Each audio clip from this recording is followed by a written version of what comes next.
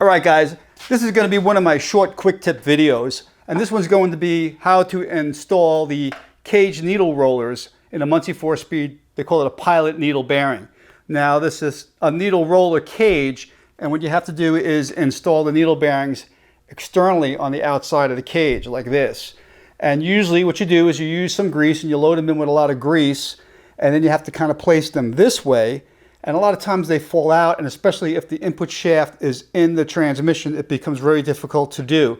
But sometimes that's the only way you have to do it. These types of caged assemblies are also used in truck transmissions.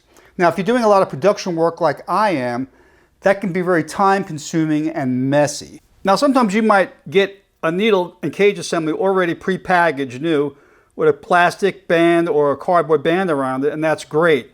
But a lot of times, you might put this in and it might fall out, or if you're doing something from scratch and you just want to load the needles, that's another issue. So normally when you get them new, sometimes they're like this, and that saves you a lot of time.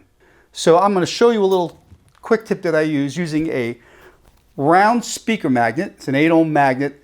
It has to be round. That works the best. I don't recommend square magnets. What's cool about speaker magnets is you have a voice coil side, which is a lot stronger than the back side.